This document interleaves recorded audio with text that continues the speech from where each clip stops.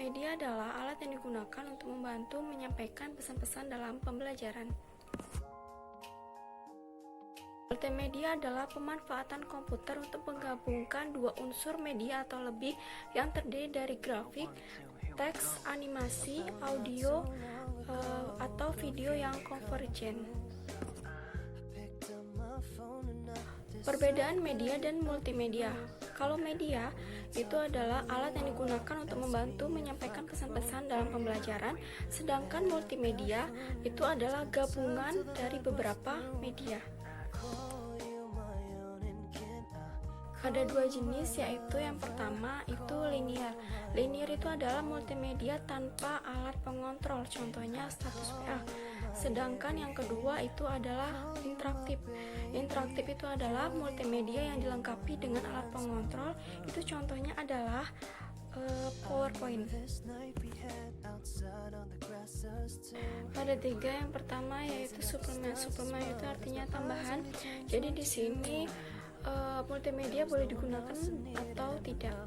Terus yang kedua adalah komplement. Komplement itu artinya pelengkap. Jadi multimedia sebagai pelengkap dalam proses pembelajaran. Terus yang ketiga ada substitusi.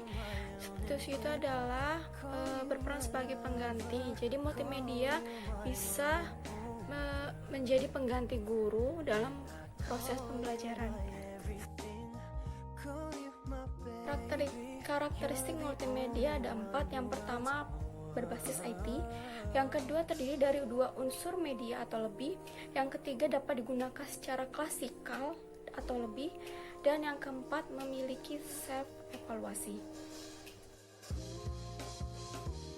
Karena pembelajaran dengan multimedia itu dapat meningkatkan efektivitas dan kreativitas kita dalam menyampaikan suatu informasi dan membuat anak-anak tidak merasa bosan selama proses pembelajaran berlangsung. Oke, baiklah, perhatikan gambar di bawah ini. Itu ada 3 bagian. Yang pertama sensor memori, terus short term memory, dan yang ketiga long term memory. Nah, di situ nanti ada stimulus. Stimulus itu dapat berupa rangsangan melalui panca indera kita. Terus nanti informasi yang kita terima akan masuk di short term memory. Apabila informasi yang kita terima kita tidak memperhatikannya, maka hanya bertahan 0,5 detik saja. Tetapi kalau kita memperhatikannya, maka akan bertahan selama 30 detik di short term memory. Kemudian bagaimana caranya informasi tersebut dapat bertahan lama di memori kita? Itu caranya ada 4, dengan pengulangan, pengkodean, hafalan, dan pemecahan masalah. Terus bagaimana kalau kita lupa dengan pelajaran yang telah diberikan oleh guru kita? Itu caranya kita bisa memanggil informasi tersebut dengan cara pengulangan tadi, pengkodean, hafalan, pemecahan masalah. Misalnya pengulangan, kita bisa mengulang materi yang sudah dipelajari sebelumnya.